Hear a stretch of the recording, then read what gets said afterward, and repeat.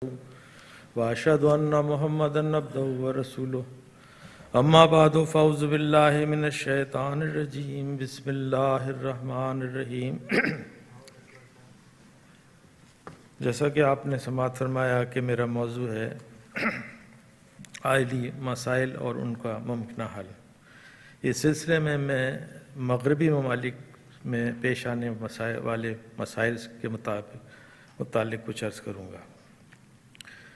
عائلی تنازعات کی سب سے اہم اور بنیادی وجہ تو قرآن کریم، ارشادات نبوی صلی اللہ علیہ وسلم اور احمدیت کی تعلیمات سے عدم واقفیت اور روگردانی ہے، مگر آج میں صرف چند دنیاوی حقائق اور وجوہات آپ کے سامنے مثال کے طور پر پیش کروں گا۔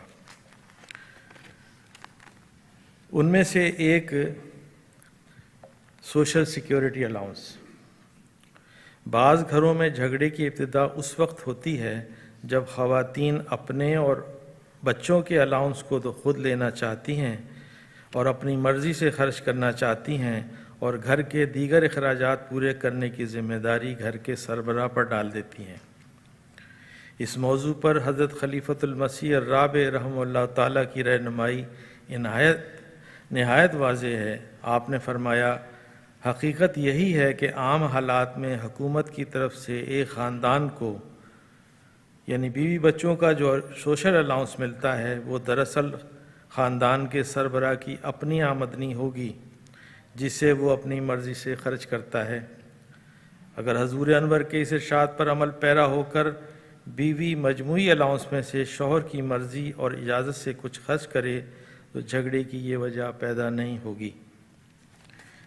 اس کے بعد ایک مسئلہ نقل مکانی کرنے کے بعد جو سامنے آتا ہے، یعنی جب مائیگریٹ کر کے آسٹریلیا یا مغربی ممالک میں آتے ہیں تو اس وقت کچھ مسئلہ اس طرح سے پیش آتا ہے کہ جب لڑکا شادی کے بعد اسپاؤس ویزے پر آسٹریلیا آ جاتا ہے تو عموماً اس کو لڑکی کے والدین کے گھر قیام کرنا پڑتا ہے۔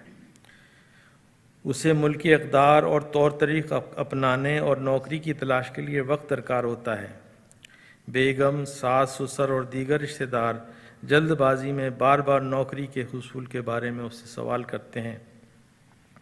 ان حالات میں وہ ڈپریشن اور مایوسی کا شکار ہو جاتا ہے۔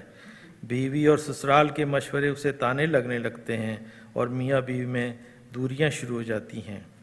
اگر لڑکی اور اس کے والدین ذرا سی سمجھداری اور صبر اختیار کریں اور لڑکے کو اس کے تعلیمی فیلڈ میں نوکری کے حصول کا انتظار کر لیں تو میاں بیوی کی آئندہ زندگی انتہائی خوشگوار بن سکتی ہے۔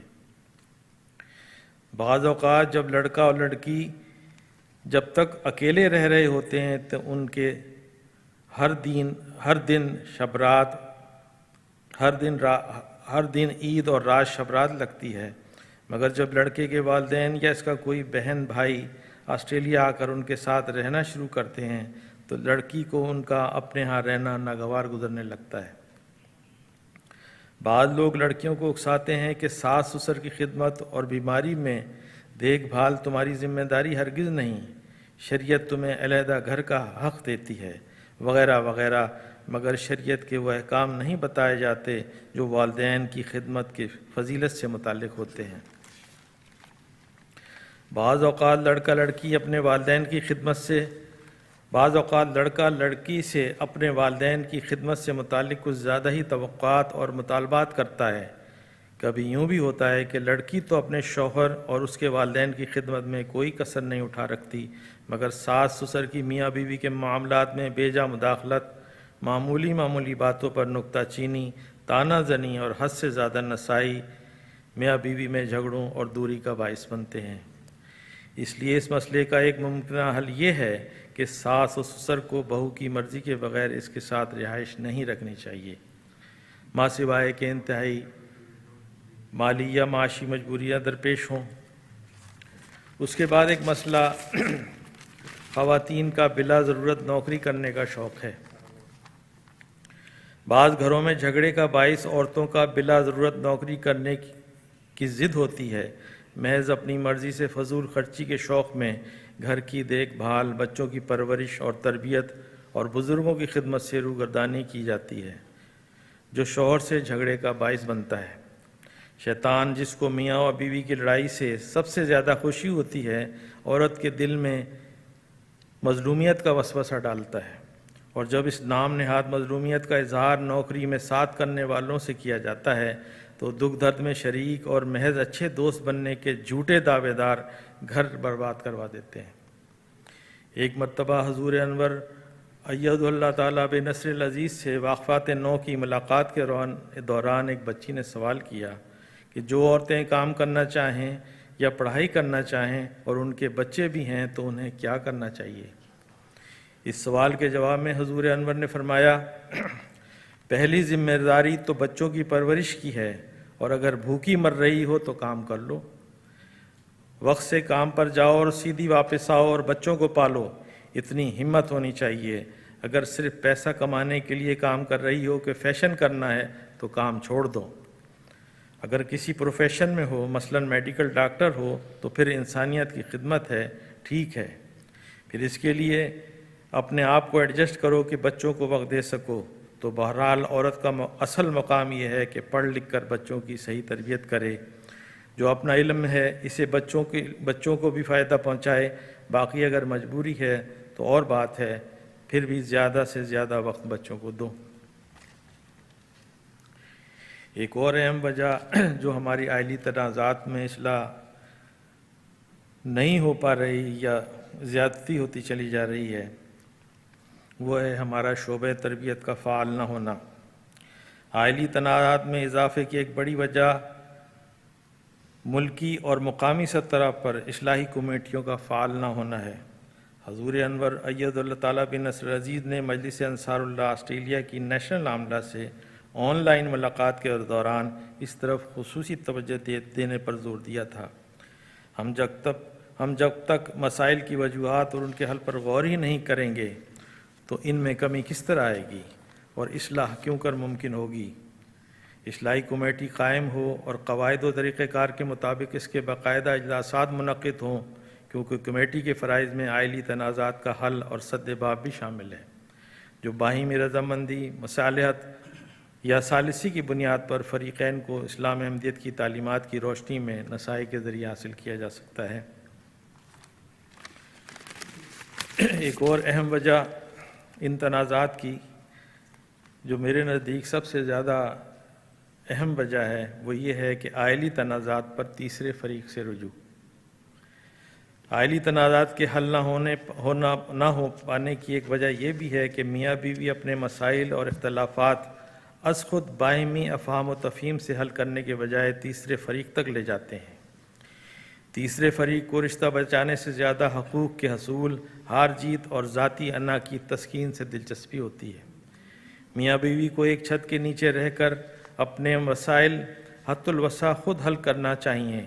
یہ بات انسانی فطرت کے باعث زیادہ آسان ہے کہ کتنا ہی بڑا مسئلہ ہو، اگر وہ ایک گھر میں رہ رہے ہوں تو اللہ تعالیٰ وہ سامان پیدا کر دیتا ہے کہ دل صاف ہو جاتے ہیں۔ یہ بھی ایک تلخ حقیقت ہے کہ پاکستان سے ہجرت کرنے والے بہت سے ایسے خاندان ہوتے ہیں جو نہ علم کے زیور سے آراستہ ہوتے ہیں اور نہ ہی آئلی معاملات میں اسلام کی حسین تعلیم اور طرز معاشرت سے بہرور ہوتے ہیں۔ ان کے معاشرتی پس منظر میں عورتوں پر ہاتھ اٹھانا اور گالم گلوچ بطور عادت شامل ہوتا ہے۔ لڑکیاں اس طرح کے مظالم سے تنگ آ کر جماعت سے مدد طلب کرتی ہیں، اور جماعت اصلاح احوال کے لیے کوشش تو کرتی ہے، مگر دوسری طرف بدقسمتی سے ملکی قوانین کی سرپرستی میں حقوق نسواں اور فلاحی ادارے اپنے قیام کا جواز فراہم کرنے اور اپنی آمدنی کو برقرار رکھنے کے لیے عورت کو اس کے حقوق کی آڑ میں پوری قوت سے اور حکمت سے عاری ہو کر علیحدگی اور پولیس کی مدد کا رستہ دکھاتے ہیں۔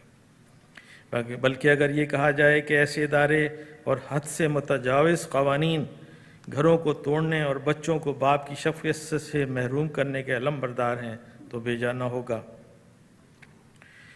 اسی سلسلے میں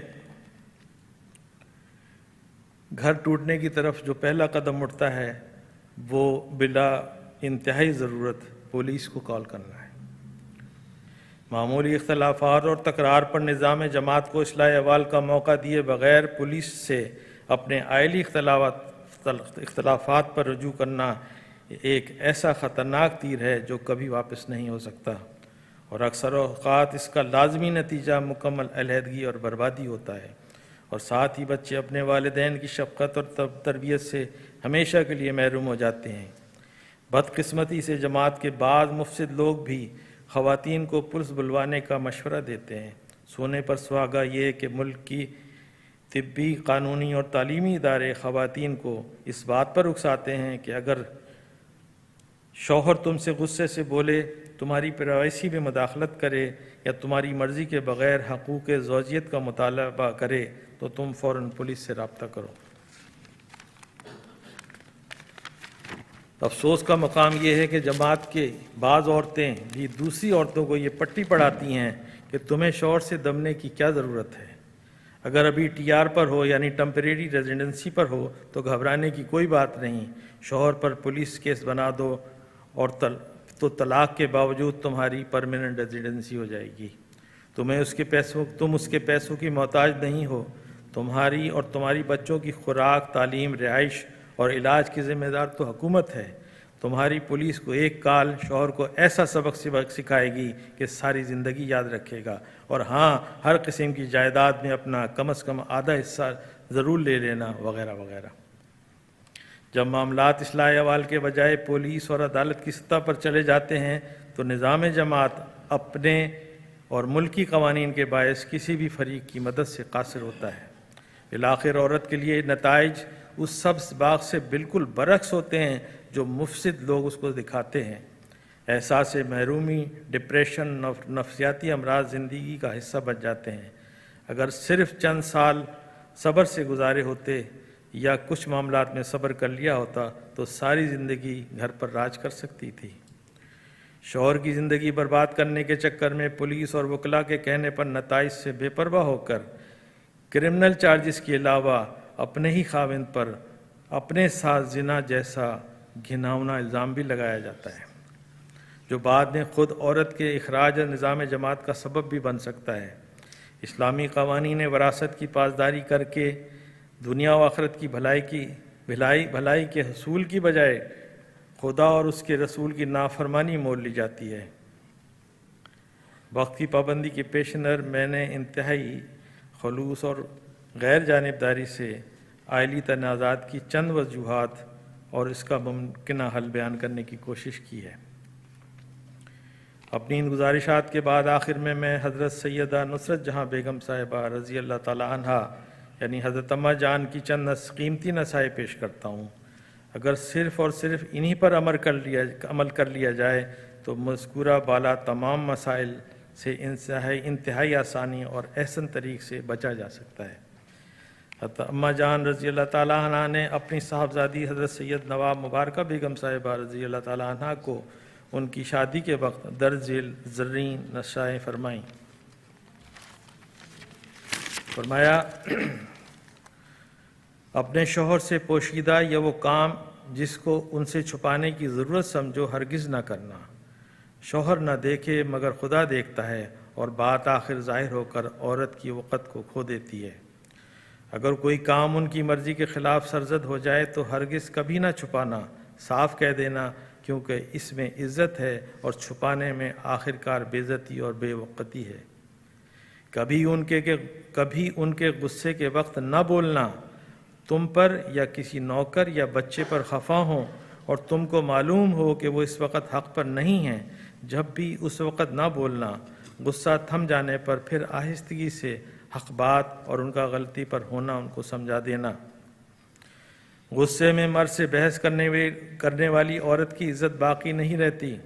غصے میں مرد سے بحث کرنے والی عورت کی عزت باقی نہیں رہتی۔ اگر غصے میں کچھ سخت کہہ دیں تو کتنی حد تک کا موجب ہوگا۔